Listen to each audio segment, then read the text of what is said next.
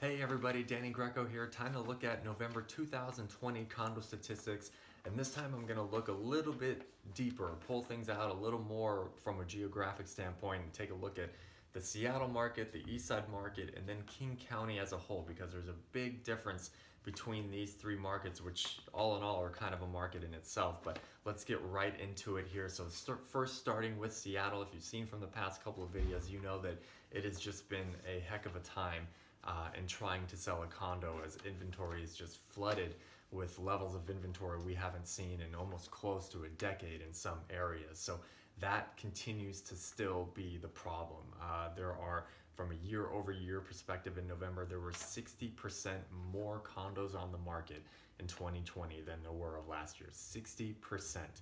Now, 21% of those were more sales. So there's 21% more sales that took place, but that is far from reaching the amount of inventory of supply that's out there too. And even more concerning, there were about 13% less homes under contract as well. So just again, more pretty frightful numbers there for condo owners there. And again, as I talked about in other videos, that is mostly, if not pretty much all, because of the downtown core market, where it is just very, very tough to get a condo sold, very tough to get it rented. So it's really that small segment of the population that is really kind of bringing down the whole city and statistics from a whole standpoint there. Inventory actually even increased a little bit, which is hard to believe, but it was at 3.75 months for the city at the end of October. It was at 4 months by November, so it even increased a little bit, which is very unusual for this time of year. We should really start seeing a pretty significant decline in inventory before bottoming out at the beginning of the year.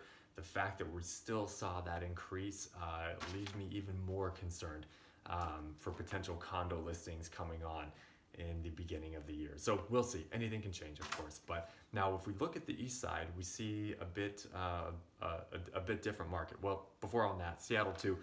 So despite all the bad news, it still did show a year-over-year increase in appreciation by about 8%. So the median single-price home condo in Seattle is still right about $500,000. That's pretty much unchanged from last month too. So looking at the east side, pretty similar there too.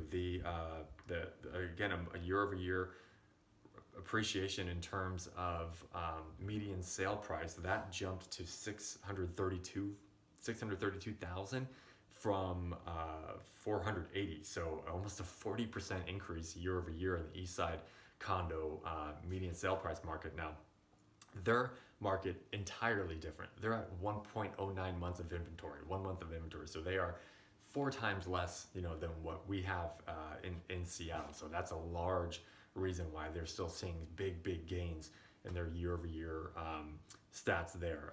But despite that, there still was a 36% increase in homes on the market, which leads me to believe if there's a 36% increase yet, there's still only a month of supply. How low could their inventory have been last year with those kind of stats? So that's just pretty wild there.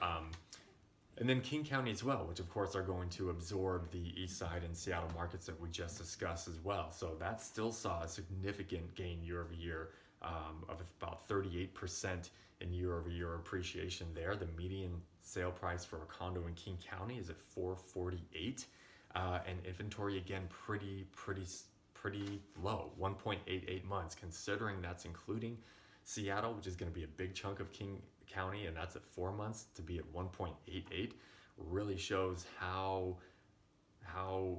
low everywhere else is outside of Seattle. And again, we know about Seattle. It's really just that downtown core that's really sinking everything else with it. So yeah, impressive stuff there. Now, from the absorption rate to measure buyers' activity, I've mentioned this has been on the decline months after months, probably about 4, 5, 6 months now, and we've in the past couple months been setting records on how low this has actually been going.